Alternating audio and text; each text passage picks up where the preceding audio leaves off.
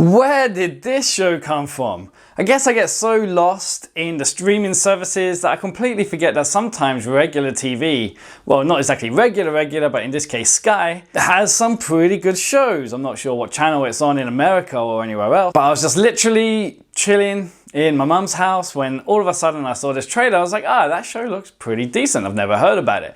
Gave it a watch and was like, wow, this is really good. From came out of absolutely nowhere, and this is the second season, so I've binged the first 2 seasons in 2 days. And I got so excited to talk about it, I didn't even have time to shave.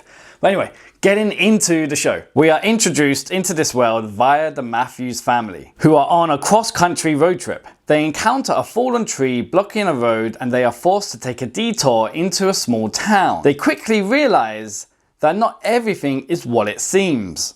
The town is eerily quiet and the residents seem to be hiding something. The Matthews family soon learns that they cannot leave the town, and that at night they and the other townspeople are being hunted by terrifying vampire-like creatures. I just want to interrupt my description of the show just to say that if I had heard that this was a vampire show before I started watching it, I don't think I would have watched it. So this show never mentions that they're vampires, but obviously they come out at night and they are killing the humans, so it's very vampire-esque. So for me, they are vampire-like creatures, but they are nothing like Twilight or True Blood. They're not that type of vampire, and there's actually very little emphasis on them on the show. You do obviously see them, but they don't really have any sort of like character arcs or character developments. They're just the boogie people in the night that kind of keeps the show rolling over to say why things can only happen in the daytime. So don't let the fact that this vampires maybe put you off, or if you're getting very excited that it could be something like True Blood, it's really not. The vampires like creatures are just sort of like very scary nighttime monsters. The Matthews family and the other townspeople have to try and survive this strange town and unravel the mysteries of its origins. Along the way, they not only have to worry about the creatures, but the other residents as well as their own inner demons. From is a dark and suspenseful show that keeps us guessing and intrigued through both seasons. If you like mysteries, thrillers and horrors, I would say this show is a must watch. So even though the show follows the Matthews family, I wouldn't necessarily say they are the stars of the show. I guess technically they are, but I feel like it's don't want to get the names wrong. Actually, I'm going to get this name wrong even reading it, so that was a mistake to say. Harold Perrineau, the guy from Lost. I haven't really seen him in too much, so it's nice to see him again. I feel like his character is more of the main character of this show, and he delivers an absolutely fantastic performance, and it's great to see him again. I'm sure he's done many things since Lost, it's just that I haven't happened to see him. And he does a great job here, showing he's trying to lead this town through whatever crazy place they are in, but also showing the fact that he's having to hide how much stress he is under and how much upset he is under, as they are all going through some emotional turmoil because of where they are. They may have brought stuff into this place with them from the outside, but however, they also develop new problems whilst inside, especially having to deal with the loss of so many of their friends. And Harold's character, Boyd, shows this perfectly as he struggles to do both the leadership roles and deal with his own inner struggles as well. And this is the same for Elizabeth Saunders. I don't really know her career that well, but here she delivers an absolutely fantastic performance, also being one of the leaders of the town and trying to struggle with this fact, having to lose people, having to fight to survive. And sometimes when her role gets elevated, how much she struggles in doing this leadership role to inspire people, because that's not her style. She's much more takes on a different leadership style to Harold's character, and they both work so well off each other. This is one of the better aspects of the show and really carries the show throughout and makes you really care about these characters and their developments. So even though these guys are the leaders, they do have very interesting character arcs and other stuff they have to overcome within the show. Another great performance for me. I'm always giving great performances everywhere I go. Scott McCord, who plays this character who's been trapped within this world for like 20, maybe 40 years or more. I'm not really sure of his character's age.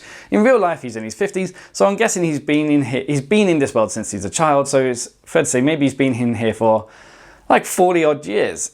So he's trying to develop this, he's trying to play this character who's pretty much only known this crazy world with these creatures that come out at night, and there to be no escape. So for him, this is his home, but also he's trying to play basically this kid who's seen nothing but tragedy his entire life and this struggle to survive, and gives an absolutely brilliant performance, starting off with what you think is just some creepy old guy who's maybe going to be a bit weird, but actually turns out to be a very kind-hearted character. Obviously, no show is perfect, and I can't say that this show is an absolute perfect show, even though I really enjoyed it and I'm very excited to talk about it.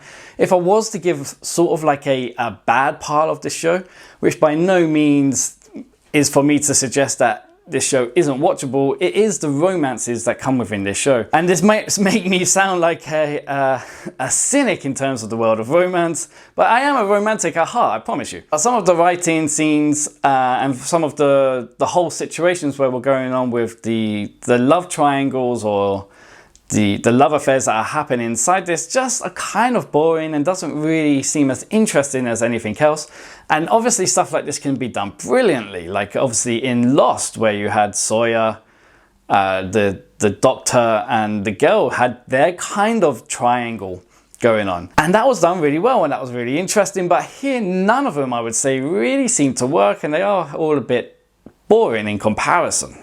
But don't let that be too big of a negative. The show doesn't focus heavily on these situations. My only other concern is how long does this go on for? I binged season 1 and 2 back to back and absolutely loved it. But as we know with pretty much most shows, like I would say 98% of shows, that the longer they go on, the less intriguing and the mystery that you have from these. Stuff like Lost, even though I watched it to the end and did enjoy it from the end, it really did start to fall off as the more and more seasons came out. And I don't want that to be the case here. So we're going into season 3, I hope. I haven't actually checked, but they obviously leave it open for there to be a season 3. And if it just drags on too long, it really could lose its mystery and just become a bit boring. So hopefully they do have a plan to wrap this up with pretty quickly within like season 3 and 4. As for recommendations and anything else that's similar to this that you might like, so obviously this is from one of the creators of Lost, or some of the creators from Lost.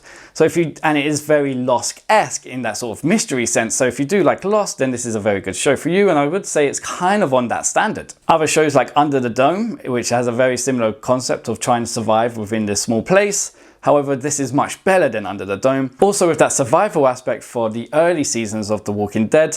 And also this anime that I saw on Netflix a while back called Seeds, which is again all about survival. If you like any of these shows, then you will probably like this one. And if you like this show, then these other shows could potentially be for you as well. But anyway, I'm going back to streaming. I want to watch that 100 Dead. Or that new Korean zombie film that's just come out. So I'm going to go and watch that now. So for now, I am done.